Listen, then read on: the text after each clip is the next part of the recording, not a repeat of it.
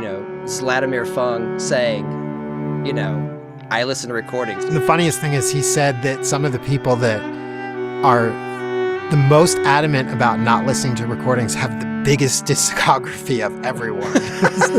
Who do you think's going to listen to your recordings if it's not the musicians that are trying to learn it? That was what he said on the episode. So, yeah, it's pretty funny. And so I would say that I think the myth of talent alone making you successful doesn't really hold up because it has to be balanced with hard work.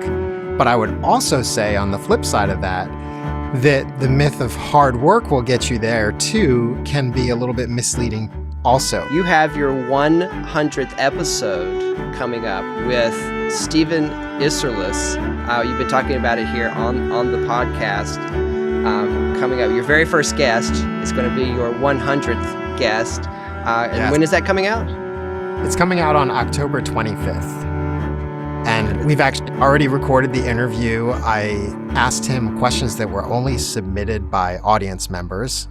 Hello, welcome everyone to another interview here on the Cello Online. Today we're with Joel Dallow. Joel is the founder of the Cello Sherpa podcast, also the founder of the Riverside Chamber Players, which he started after he joined the Atlanta Symphony Cello Section in 1999. He is a graduate of the Peabody Conservatory. He is all over the world as a chamber musician and in demand all over the place. Joel, we're very excited to have you. That's a quick bio. I will put a full bio in our description here of the video, so you can go check it out there on the cellosherpa.com website. But Joel, thanks for being here. Thanks for doing this for us. Oh, thanks so much for inviting me. I appreciate it. By the way, audience, if you have not gone and listened to the Cello Sherpa podcast, it is gold. It is everything you would hope that it would be. It is all the information you wish you had known as a cellist growing up. It is so wonderful. And one of the things that you have talked about, first question here, that you've talked about on the show that is, I think, really fascinating and would be really great for our audience to hear. There was an episode where you guys talked about myths, things that people kind of invent that they think are important, like maybe if I play this certain piece, and there's a lot of students in our audience that are auditioning maybe for, community orchestras or their school orchestras or community music school orchestras. And they think, oh, I should be in a certain book, or I should be in this, or I should be playing this, or I should have a certain kind of sound. And of course that runs the gamut at different levels. So what are some of the things that you see people getting hung up on when they're going to play an audition that perhaps they shouldn't be hung up on? Yeah, that's a good question. First off, thank you so much for the kind words. It's really been a love. And we have certainly interviewed a ton of cellists. We've also interviewed some other musicians too. We want to put that out there so people think because of the name, the Cello Sherpa, that we just interview cellists, but we do a lot of cellists. That's a right. lot. That's definitely the focus, but I've tried to branch out into other instruments too, because I think so many of the things that professional musicians deal with cross over no matter what instrument you're playing. So I would say, as far as a myth goes, maybe let's put the myth regarding auditions a little bit on the back burner and talk first just about general myths, because there's a myth, I think, that goes around in all kinds of scenarios, and I can think about my own experience. I think the first one is that if you have a tremendous amount of talent, that's going to lead to you being successful. And that might be one of the biggest myths that I've talked about on some of the other podcasts I've been guests on and talked about on my own show, because talent is great and it will carry you really far. And I know this because I went to Interlochen Arts Academy for my junior and senior year of high school, and I saw incredible talent in all the creative arts. But what I learned along the way, while I was sort of envious of the people that had so much talent, is that if things come really easily to you, it's really difficult when things get hard to be successful without a ton of hard work. And so I would say that I think the myth of talent alone making you successful doesn't really hold up because it has to be balanced with hard work. But I would also say on the flip side of that that the myth of hard work will get you there too can be a little bit misleading also, because on both sides, if you have too much talent, it can be really difficult when things get hard to learn how to have to work towards something.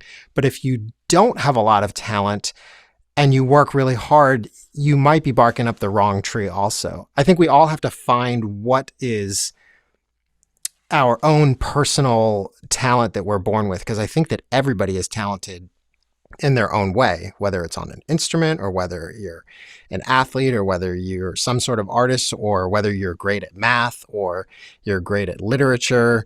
You know, we all have something. If you can unlock it and figure out what it is, then if you put the work in, I think that that is a recipe for success.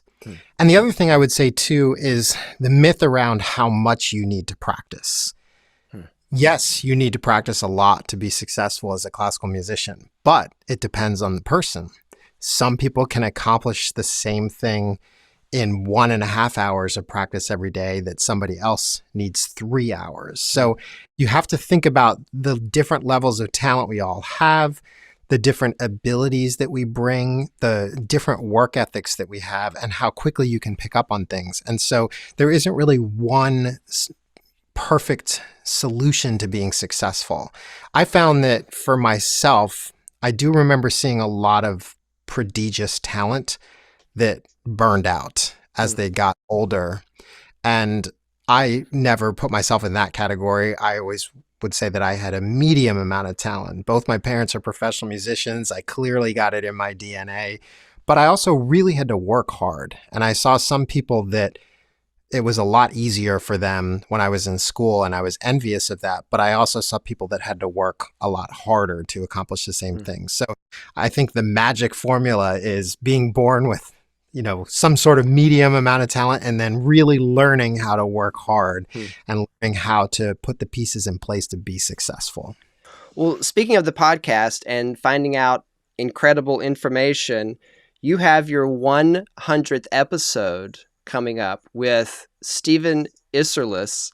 You've been talking about it here on the podcast. Coming up, your very first guest is going to be your 100th guest. And Yes. when is that coming out? It's coming out on October 25th. And we've actually already recorded the interview. I asked him questions that were only submitted by audience members, of which one of yours is in there too. So people emailed me and gave questions they'd like to ask Stephen Iserlis, and we had a really great chat. And at the end, he even said, "All right, I'll see you in 100 more." So I'm going to hold him to that. Well, it's incredible, and you know, you get to hear people like Stephen Iserlis just talk about, you know, and others. Like you said, it's not just cellist. It's, you know, I'm going to forget the name again. Forgive me. The episode with the harpist from the Atlanta Symphony was an incredible episode. Yeah, so I'm glad you reminded us about that here at the beginning of the video. Here is that, yeah, it's like you can learn so much just about this journey from listening to, you know, professionals that have done it. So because the tenets are the same. Being successful in music is the same. It doesn't matter what instrument you play. But we can geek out a little bit more and get into more detail about the cello, the more cellists that I talk to. Sometimes I think that those who listen and are there just for the information might shut it off when we get into, well, what scale do you do here? Or what's this interval or that kind of thing? Because, you know, we try and hit everything for everybody. Right. Well, you have to. Is there anything, so besides the scales, is there anything that you do with students that you feel are just having trouble on like on a basic, you know, and also speaking about fundamentals and foundational stuff, just on a foundational level, having trouble hearing themselves accurately? Because I feel like cello presents a unique challenge with that, with the landscape of our instrument and where it is. So, yeah, and it is interesting because I'll tell you a story first before I get into it. Is I went on a cello search back in 2005. And I found a cello that was made in 1750 in London that I was really lucky to find. But I would not have brought it home or even picked it had I not brought my father with me to listen. So when I was trying instruments, I had somebody else sitting 10, 15 feet away to really hear it. Because the challenge is things that sound great under the ear or don't sound great under the ear, that's not necessarily reflective of what the instrument is doing. Now, you can get a certain sense of what it's doing, but I think that's just a lesson in, for instance, if you're looking at instruments and you're thinking about instruments, you have to not only have somebody listening, but you also, if you can have somebody demonstrate and play the instrument, that can be very helpful too, because it gives you an opportunity to hear what the instrument sounds like yourself from somewhere farther away. Of course, everybody plays the instrument differently, so there's that challenge. But it's really important first to recognize that what you're hearing under your ear isn't what people are necessarily hearing in front of you. So that's the first thing. The second thing is that I think that some people just don't listen to themselves. That's part of it. I mean, I will have some people come and play, or students come and play, and their sound is just not pretty. Right. And there's really not a lot of places where you should be playing with an ugly sound. So I think the challenge itself of just saying to a student, listen to what you're doing, really listen to what you're doing, because that I think is a stumbling block for people to begin with, is they're focused on other things. They're focused on technique, how fast can I play something, but not always what's the sound that's coming out of the instrument. But I think to add to that, recording is extremely helpful. Of course, having a better mic can make a big difference, because if you record yourself on your iPhone, you're going to get something back. It's not necessarily going to be representative, but you can get at least a baseline for what you should sound like, what sounds good and what doesn't sound good. If you have a studio near you, or you have a studio mic that you can set up, that of course is even better. And I think that the other thing that's really important, and this is funny because I've had two very different opinions on this with people that I've interviewed. Some people say, yes, you should listen to recordings. And some people say, no, you shouldn't listen to recordings. And I have always taken the approach that I think people should listen to recordings. Now, to be fair, the construct of not listening to recordings is people who are saying things like, you're learning a new piece of music, don't be influenced by what other people are doing. But at the same time, when I'm learning a new piece of music, I think it's faster. It's a faster process if I have a chance to hear how other people are playing it. I don't necessarily have to imitate how they're playing it. Right. There's so many recordings out there now of people playing the same piece that you can go listen to 6 of them and see what kinds of ideas you like, while also studying the score and doing other things. But music is a language. How do you know how to speak that language unless you're constantly listening to other people speak it? Going to concerts, listening to recordings, that's the way to know this is what I'm aiming for. You know what you're aiming for, then hopefully you can start to get a sense of, when you do things on the instrument, of what you're actually hearing and whether it's good or not. Right. Yeah.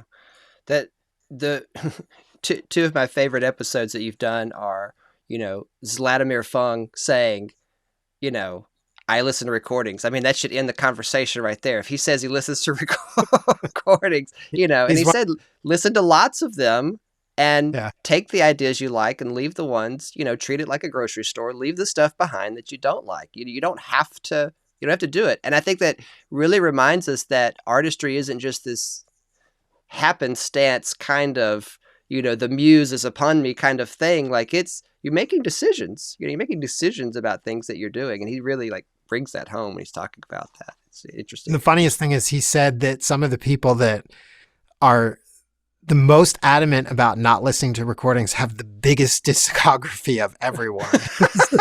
Who do you think's going to listen to your recordings if it's not the musicians that are trying to learn it? That was what he said on the episode. So, yeah, it's pretty funny. Wow. And then I was gonna you mentioned recording yourself. The other episode that sticks out in my mind is Brandon Cho talking about only taking a lesson every 2 months, and and his practice routine in between was that his mom would record him with a video camera and then he'd watch it back. And that's how he made it through the 2 months with no lessons. And I'm like, after I listened to that, every student in my studio that week got a sermon about recording themselves with their phones. It was half the lesson. I think the funny thing about Brandon is he would get a lesson only every 2 months, but it would be multiple lessons and hours yeah, and that's hours. true. Yeah.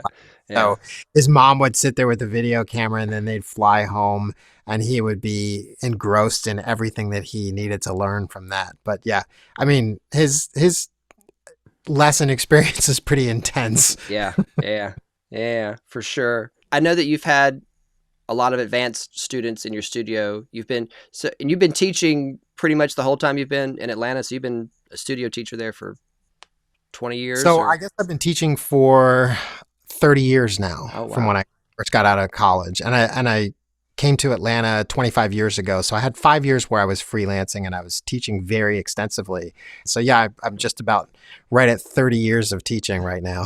Well, I asked because you mentioned this deciding how much talent you have, how much you're willing to work. When a student is getting into high school and they're trying to decide what path they're going to go down, are they going to be pre-professional? Are they going to go professional? Are they just going to be a really advanced player? Like what is that conversation? Do you guide them? Is that a conversation like if you're trying to figure out whether you have enough talent to be a professional? Is that a conversation with you? Is it like with the parents, with the student? Like what does that look like in trying to decide that as someone's getting to the end of their high school career? That's an excellent question. I think, first of all, the first conversation would happen with the student in high school. And hopefully it would happen earlier as opposed to later. I have had some students that made that decision a little bit later.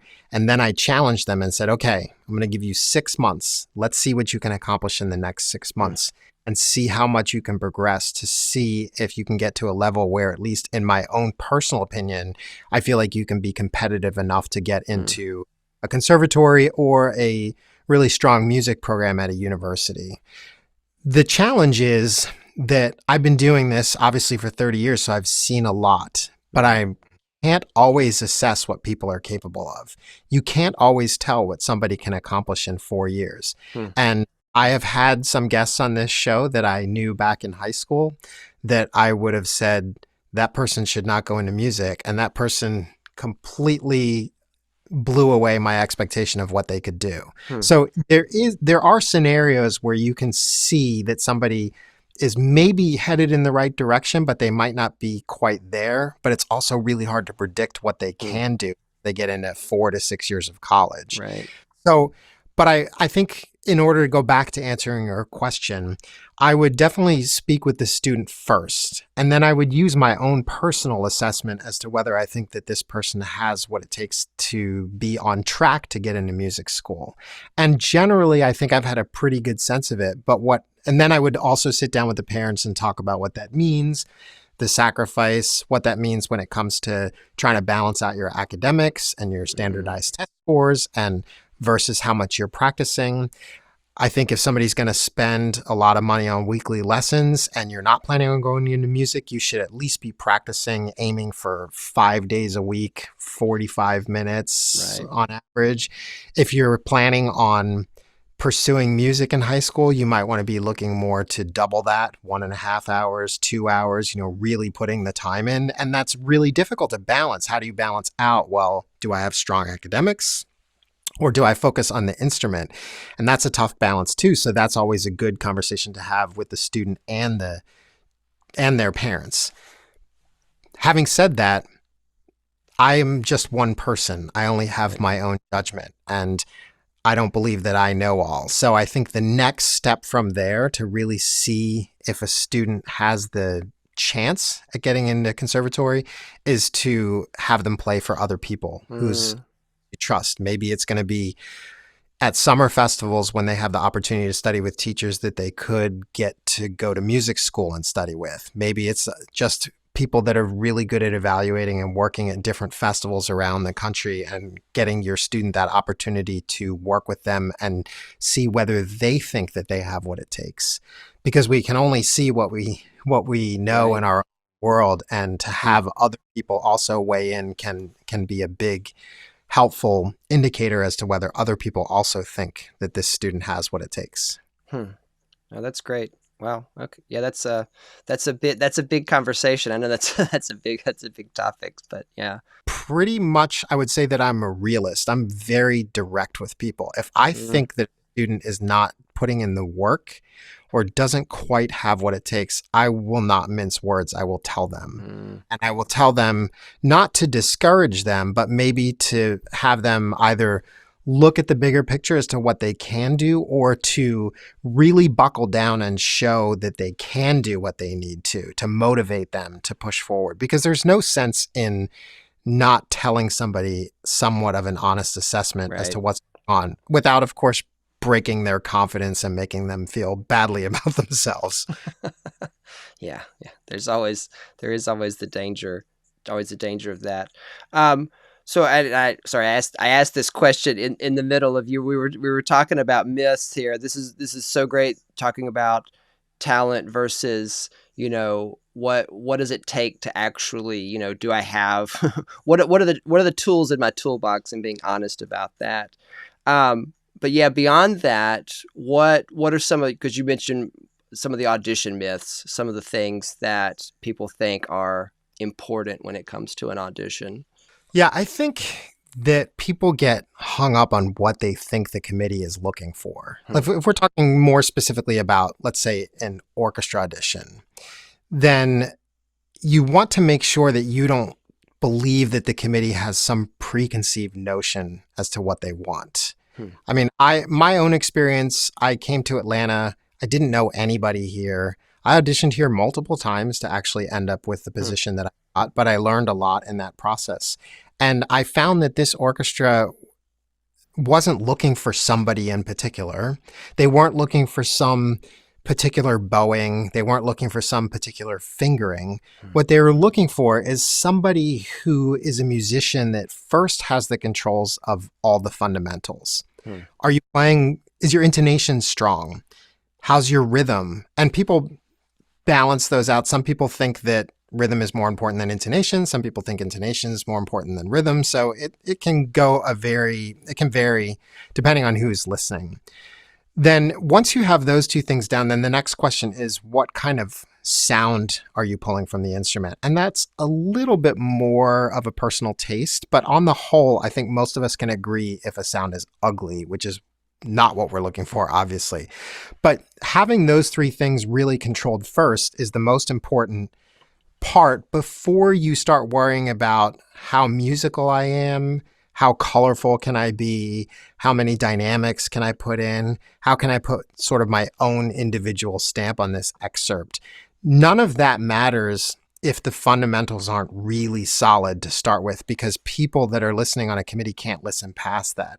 And I think overwhelmingly, committees don't have a specific person in mind.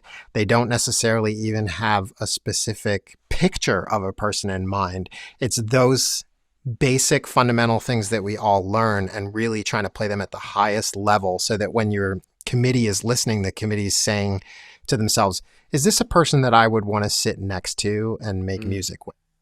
Well, that's great. That's great. Because I've had students in here and they're going to go do an audition, and they're there's maybe a solo, as part of the audition, and they get really concerned about the level of the solo versus what they can accomplish on the instrument. I mean, this is a conversation that just, with students, that goes on all the time, where they want to play something impressive instead of making an impressive sound, with something else, or making an impressive sound with whatever they can do that with. And it's just an ongoing conversation, which is why I wanted to, it's good to hear it from an outside source.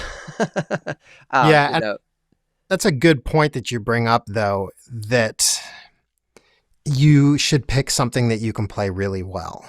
Don't pick a concerto that's over your head because you think you're going to impress the committee. Because unless you can play it exceptionally well, it's not going to impress the committee. Picking something that's too hard for yourself isn't going to help you get into a school. It's not going to help you get a job in an orchestra. But you know what? You did remind me, I wanted to say one other thing when it comes to assessing talent and thinking about a career in music. Oh, sure. There are many different paths to success in music. And success is what we make of it. Yeah. My idea of success in this business, let's say, was that I wanted to get an orchestra job. That's not for everyone. There's playing in a chamber group. There's being a really accomplished teacher. There's teaching in schools. There's the gigging lifestyle, playing people's weddings.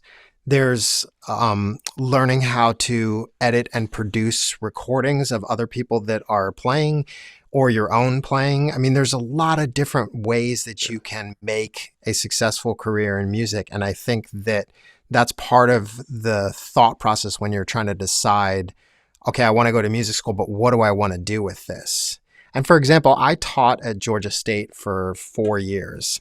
And one of the things that I felt was my role in a school like Georgia State was to take students that aren't quite ready for the national conservatory level music programs, meaning also the university music programs that are super strong. It was either those students on that course, getting them ready so that they could really make that next leap into a major school, or helping them find a road to becoming a teacher in the public school system, which is, I don't have the ability or the patience to teach at that level, but the people that do are the most important in our entire business, because they really are inspiring the next generation of not just musicians that are going to play, but concert goers and people that appreciate what it is that we do. Because the best way to appreciate something is to try your hand at it. So you understand when you go see an orchestra play or when you go see a string quartet play, what's involved in that. And if you yourself have had the opportunity to try that, then you have a greater appreciation for that. Yeah, I always think about that. I feel like my job is to prepare them for whatever's next, Yeah. Whether it be, they're going to choose a life of teaching or music, or they're just going to be an avid fan of music. And that's what's next. Whatever's next for them in this classical music journey, I feel like that's my job, is just to give them the information and send them off to do with it what they will. So yeah, no, you're absolutely right. I think that as a cello teacher and as a middle school teacher, I'm glad you brought up this idea of the different avenues. I haven't talked about it much here on the channel. I stayed with the cello at Alabama because I just liked the sound of the cello. I couldn't imagine doing anything else, and I always thought, and I'm going to say this out loud, I always thought that public school teachers were sad, depressed people who hated their life and hated everything. And then I became one and I loved it. Absolutely fell in love with it. I said I would never do it ever in my life, but then I had a chance to teach at my alma mater. And then I was there for 5 years, and now I've been where I am now for, this is my 10th year, 11th year, 10th year. Yeah. So 15, 16 years of teaching in public schools. And I can't imagine doing anything else. So yeah, you never know. Never say never. You don't know what you can do with this music knowledge.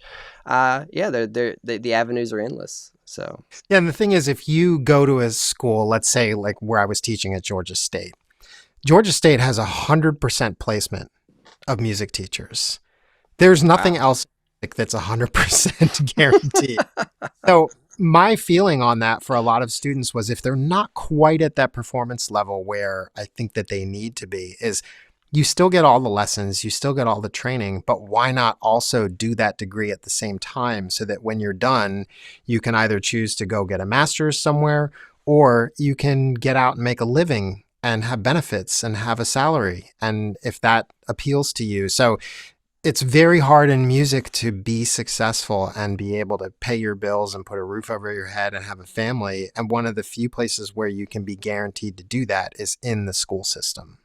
We had so many great things to talk about with Joel that we decided to split the interview into 2 parts. And you can find part 2 right here in this playlist at a later date. In the meantime, you can check out the other great interviews with wonderful cellists here on the channel.